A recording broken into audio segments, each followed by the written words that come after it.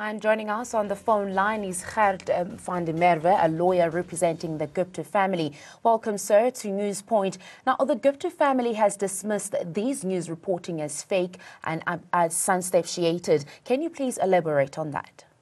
Yes, my firm instruction is indeed that they deny any of these facts to be true. What would be reasonable is for these newsrooms to furnish us with these documents, for us to go through the documents and at least under those circumstances comment. But, it's impossible to comment blindfolded and in all likelihood, documents that are not even authentic or obtained lawfully.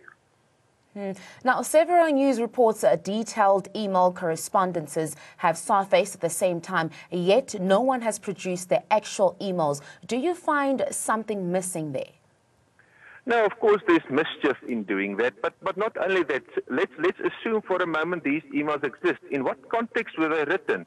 To whom were they written? By whom? You can't just assume that it's a plot. I mean, that's completely reckless to do that. Now, have you invited or rather have any form of communications with these newsrooms relying on the documents to come forward and also to disclose them and the sources from which it was ostensibly obtained? No, we haven't, because we woke up to this news. And what one will obviously do is, and do it in the week coming, but I assume there was a severe haste to have this published today in order to create some political perception for whatever is to follow the rest of the day. Now, in your response, you have said that there is an intention to influence political perception. Why do you say so? Well, you need to be oblivious to the fact, if you do not assume that there is some NEC meeting going on at the moment, and that some people hope to establish some wrongdoing by the president, and supported by news articles. I think that's why it happened. And does the family plan to challenge this report, or rather to say, are they planning to lay any charges regarding these allegations? I do intend to obtain the documents upon which these articles rely.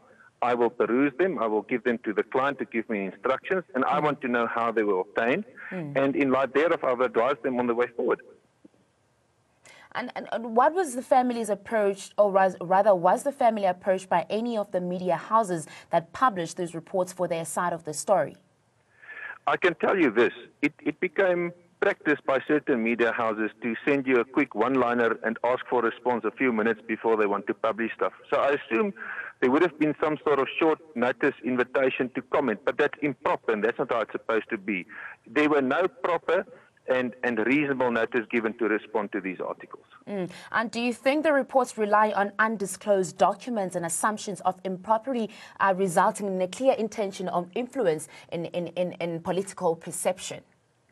Well, on any reading of these articles, they rely on undisclosed documents, and they are kept secret. I do not comment on secret documents and undisclosed documents. I'd like to see them, and then it's possible to do that. And before I let you go, Mr. Gelt, should we read anything into the timing of these news reports, given that the ANC-NSC is underway at this moment? Well, it's my personal view is that it was a well-pitched effort to create this political arena and atmosphere to support some notion, I suppose, but that we will deal with in due course when the truth comes out. Thank you so much, sir. We do appreciate your time and that insight. That's a Gupta family lawyer, who's Gert van der Merwe.